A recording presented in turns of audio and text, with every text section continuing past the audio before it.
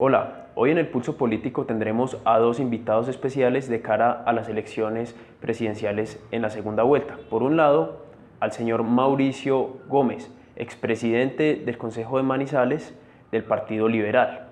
Y por otro lado, a Leonardo Sánchez, militante del partido Pacto Maíz y ambos participantes del Pacto Histórico. Vean lo que dicen en sus entrevistas y déjenos un comentario en nuestra biografía. Hoy estamos con el miembro del partido Pacto Maíz y Pacto Histórico, Leonardo Sánchez. Buenas tardes, Leonardo, ¿cómo estás? Buenas tardes. Un gusto tenerte acá en Eje 21. Muchas gracias. Bueno, de cara a esta campaña a la presidencia de la República en segunda vuelta, vemos que Gustavo Petro tuvo una gran acogida en primera vuelta acá en Manizales. ¿Cuáles son las expectativas para esta segunda vuelta de la campaña electoral a la presidencia de la República en Manizales? Bueno, desde el primer momento que salimos de las votaciones, el 29 de mayo, nos propusimos como campaña a doblar el esfuerzo para ir a las comunidades y obtener votación pues, de todas aquellas personas que de pronto no salieron en la primera vuelta, o aquellas personas que votaron por otros candidatos pero quieren acercarse a la campaña, o aquellas personas que estando pues como de pronto mal informadas no tuvieron pues el contacto directo con el pacto, y eso es lo que hemos hecho. Y lo que hemos visto pues a través de ese objetivo que nos formamos o nos planteamos es que vamos trabajando muy bien, que esperamos una votación muy fuerte en Manizales. Bueno, desde la campaña de Gustavo Petro y del Pacto Histórico se enfatiza siempre sobre un cambio. ¿Cuál es el cambio que ustedes divisan en estos 4 años de llegar el candidato Gustavo Petro a la presidencia? Ese cambio es un cambio que hemos luchado por generaciones, ¿cierto? Es un cambio donde estén incluidas las mujeres, donde estén incluidos los jóvenes, donde estén incluidos los trabajadores, donde, como lo dice el Cambio por la Vida, que es nuestro programa de gobierno, se den otras oportunidades para esas personas que de pronto se las ha negado el Estado y el gobierno o los gobiernos que han venido estando anteriormente. Entonces yo creo que la proyección es esa, es llegar a esas comunidades, llegar a cada rincón de Colombia con esas propuestas y obviamente salir adelante a través de ese plan de gobierno. Bueno, una de las grandes promesas y de los grandes atractivos de esta campaña es la inversión social altísima que se va a hacer en estos 4 años de ser Gustavo Petro presidente.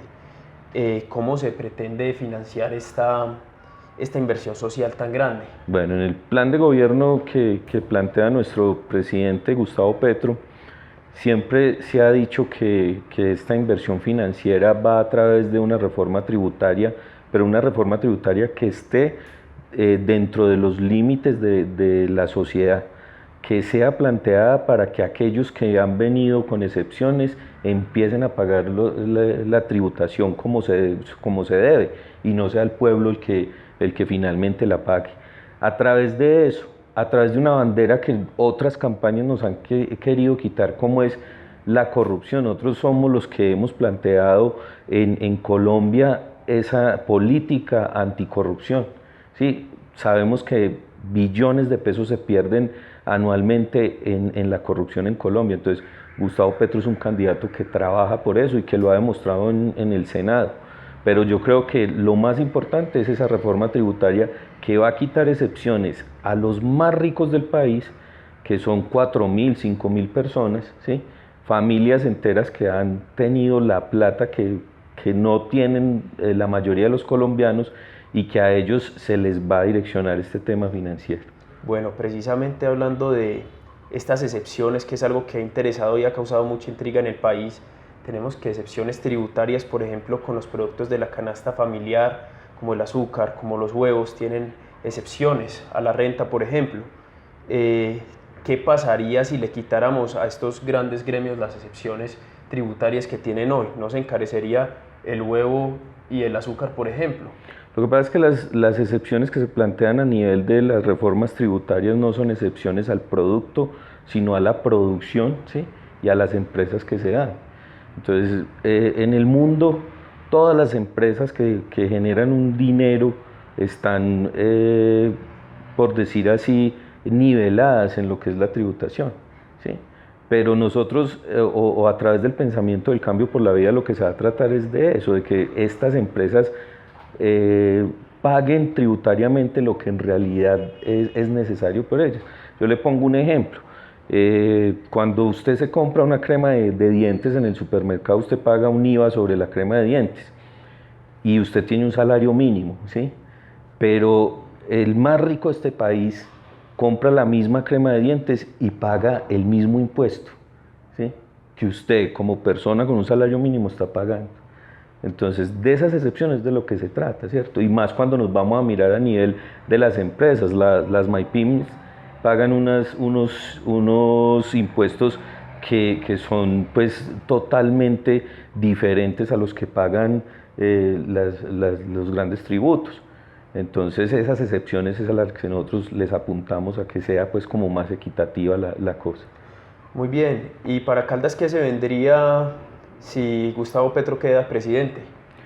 Se ha propuesto enfáticamente desde el programa y desde el plantear la presidencia de Gustavo Petro de que Caldas sería el eje inteligente del país, ¿sí?, de que se va a retomar otra vez la producción de café, de que somos una zona cafetera y que se va a plantear eso, de que se va a proponer muchos recursos para la educación como ciudad universitaria y como departamento universitario.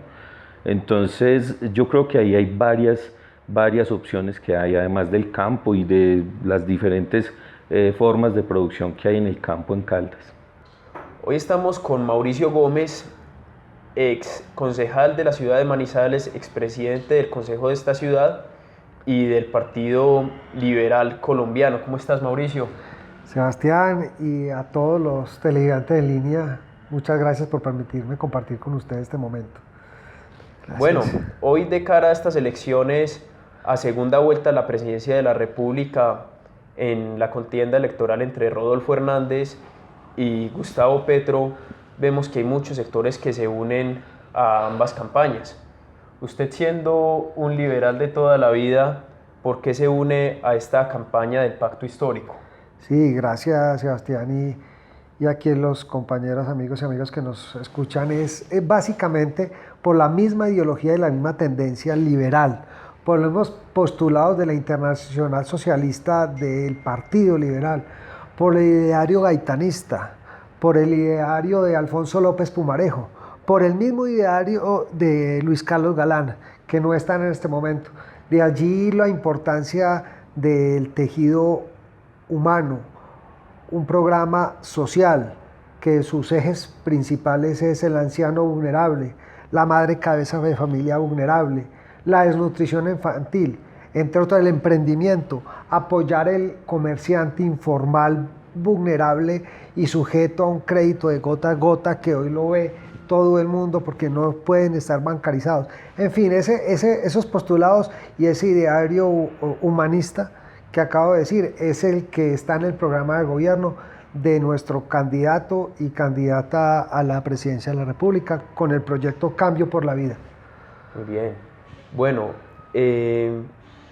teniendo en cuenta que las grandes empresas son unas de las que más recursos le traen al Estado a través de su tributación, digamos que, ¿cuál es la posición de ustedes en cuanto a el posible recaudo que se puede hacer con una reforma tributaria donde se suban, digamos, un poco más los impuestos a estas grandes empresas? ¿Creen que esto va a terminar siendo contraproducente y estas empresas van a salir, o creen que esto efectivamente va a traer más recursos al país de ser presidente Gustavo Petro? Pues mira, aquí tenemos que hablar algo un poquito de retrovisor, a mirar la historia, y es que las grandes empresas colombianas, inclusive extranjeras que invierten acá, en el país desde que se abrió ese neoliberalismo que lamentablemente el expresidente César Gaviria Trujillo, que es el presidente del Partido Liberal, cosa de que cuestiono porque él se ha ido totalmente en contra del ideario liberal, pues abrió fronteras sin proteger nuestros grandes empresarios.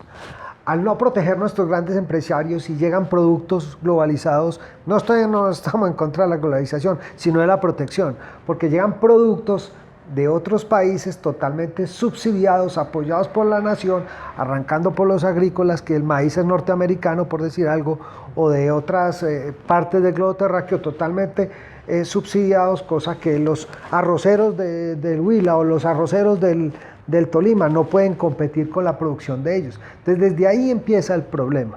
Sí, desde ahí, cuando nuestras empresas no son competitivas porque el Estado no apalanca, no protege, las deja a la deriva, ahí es el problema de fondo. Ya la tributación, si una empresa tiene colombiana, digamos como lo que quiere nuestro candidato en la agroindustria, con apoyo estatal, con subsidios para los campesinos grandes y medianos, con la agroindustrialización, puede una empresa grande tributar para ese costo de inversión social tan necesitado que necesita el pueblo. Ahí es el quid del asunto, es si hay un apalancamiento del aparato estatal con el aparato productivo, pues una empresa próspera puede tributar sin ningún problema y poder subsidiar la política humana que pretende el proyecto. Bueno, cambiando de tema, uno de los pilares y que son discusión todos los días en el país es la seguridad.